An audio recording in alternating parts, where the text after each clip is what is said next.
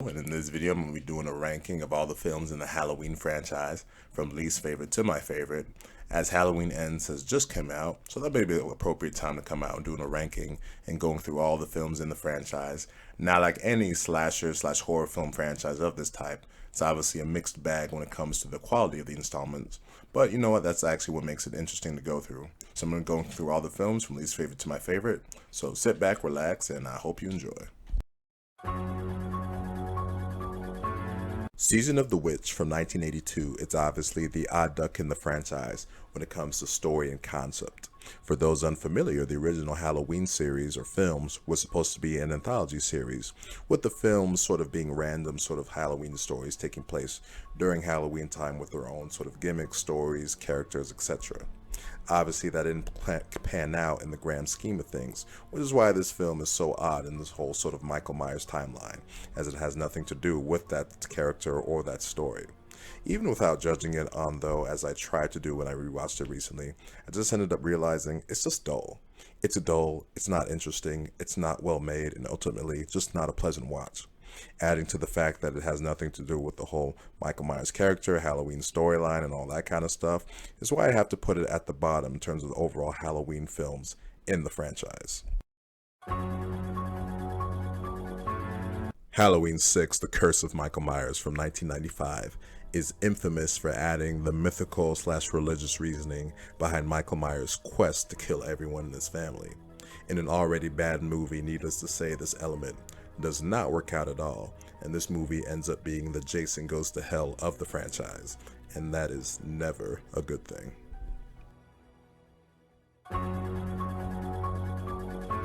Halloween 4, The Return of Michael Myers from 1988, and they made sure to have that subtitle after Season of the Witch and how that turned out. Unlike other subpar Halloween films, which are bad for reasons like maybe they're too out there when it comes to concept or story, or maybe they're just too goofy, either in a good or bad way, depending on how you look at it, this film was just bad on a level to where there's just nothing really good about it.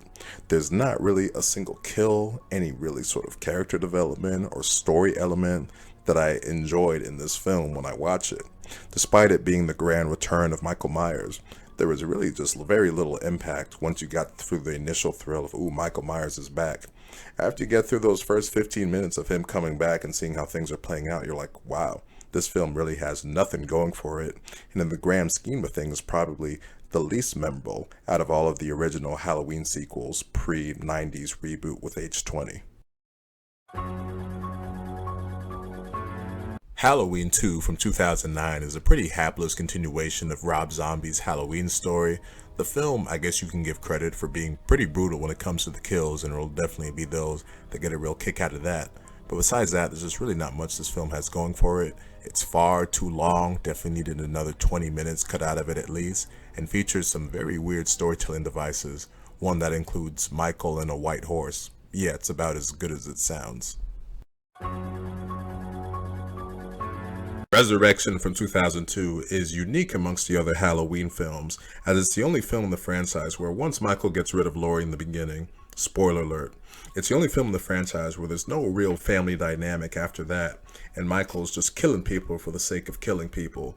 Although I will give the film credit that the scenario that he finds himself in is unique. It makes it fun to watch him do his thing as he's killing people as they think they're part of sort of a fake haunted house scenario. And that aspect is a good thing the movie did not take itself seriously. And you have other elements in there like Busta Rhymes, and he admittedly has some pretty funny scenes in this movie. So it makes it fun in that aspect. But still in all, it's definitely not a good movie, and that sort of element of being sort of fun in a bad way to watch only goes so far, especially as the movie goes on and on. The original Halloween sequel from 1981 is nowhere near as well crafted as that original film, but the film does have its moments and ultimately was a decent, okayish continuation of that original story. The most significant development here was this was the film that added the whole concept of Michael and Laurie being brother and sister. And while not everyone loves that dynamic, and I don't also, it does add a special level of connection between the two characters as we would see in the films after that. With Halloween 5, The Revenge of Michael Myers from 1989, The slasher film genre had been going on strong for well over a decade and started to become tired. So this film actually started to have some fun making fun of itself with its own sort of slasher genre elements. With its jump scares, faking the audience out with you think it's Michael Myers, but it's not, his appearances, even the stuff he does in this film. The film is really making fun of itself, but in a way where it's actually enjoyable, that it doesn't take itself as seriously as Halloween 4 and some of the other installments in the franchise. And for that reason, you can actually have some fun watching it. Adding to that, I actually thought the final act of the film was much better than the final act of the previous film and even Halloween 2 to some degree, as the conflict between Loomis, Jamie, and Michael intensifies and you get a pretty interesting ending when all things are said and done. Ultimately, when you see how bad things in the franchise can really get, this film ends up being just an okay installment in the grand scheme of things. Much like the original Halloween 2, Halloween Kills was a direct continuation of its predecessor. And while the film wasn't without its moments of entertainment here and there, definitely was not as smart as its predecessor and did some ridiculous things with Michael Myers. The main one for me being turning him into an action hero who can somehow take on 20 people at once, Batman style, and he does that twice in the film and it's really quite ridiculous both times. Halloween Ends was pretty puzzling to watch through most of it, as you would think a film titled Halloween Ends would focus on the struggle between Laurie and Michael, given that it was the end of this current trilogy. But instead, the film made the decision to focus on a new character, Corey, and his inner demons. While there was some interesting things in his story, this led to the middle of the film being pretty uneven, pretty spotty, and honestly pretty sucky, as Michael was hardly any kind of active force throughout the film. I did think that the final 30 or 40 minutes or so, the film got back on track, the kills became more frequent, the intensity went up, we got a solid climax, and the film did end up living up to the ends part of its title, as you did feel like it was the end of this current story. Rob Zombie's 2007 remake of the original Halloween is notable for adding a lot more detail to that original story. I did like the deeper look into Michael's sort of psychology in this one, as a lot of the stuff in that first half of the film was pretty fascinating to watch play out. Of course, that does take away from the whole mystery element of Michael's psychology in the original, but then again, that's this particular version, and I was okay with that for this film.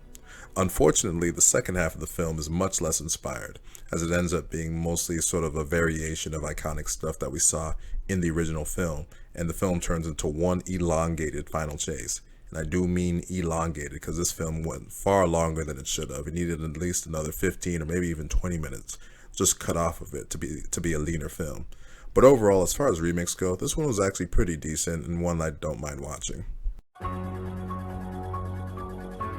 Halloween H20, 20 years later from 1998, a pretty silly title, brings the series back to its original conflict between Michael and Laurie, with this being Jamie Lee Curtis's first reappearance as Laurie.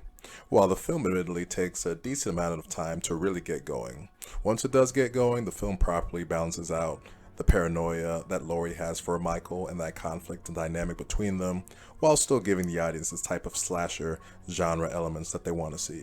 The film overall was a definite major improvement from the previous 3 films in the Jamie Lloyd trilogy. The original Halloween film from 1978 is rather basic when it comes to execution and concept, but it's done in such a way where the film has plenty of great tension, atmosphere, great build-up, and ultimately you get a film that set the standard for the slasher film genre, as it was the biggest film of its type when it came out, and a film whose legacy and characters live on decades later. 2018's Halloween tops this list for me. The film wasn't just a great slasher film, but it was just an excellent movie overall. It was a beautiful, epic continuation of the original Halloween that had the proper intensity, continued the original's legacy, and showcased the ever-present struggle between Laurie Strode and Michael Myers in the best fashion that we've seen in any of these movies. I mean, right from the opening scene, you just realize, wow, this film is on point, and stays on point throughout the entire film. Jamie Lee is great in all of these movies, well, besides Resurrection, but here she gives her best performance as Laurie Strode, to where you just feel that intensity and that struggle between her and Michael Myers, to where you feel like, damn, this struggle really is real and you feel it, leading to a great climax. It's a shame that the two sequels in this trilogy definitely were not able to live up to this film, but still, for those reasons and others, I have 2018 as the top of all of the films in the Halloween/Michael Myers saga. So there you have it with my ranking of all the films in the Halloween series. Despite what's hardly a series of sustained quality, you'll see that throughout the years, people love seeing Michael Myers, or the Boogeyman, or the Shape, whatever you want to call him, do his thing. And it's only a matter of time before they do another Halloween movie. We'll see how long it takes them this time. So that'll do it for this rankings video. If you made it to the end, thank you for watching.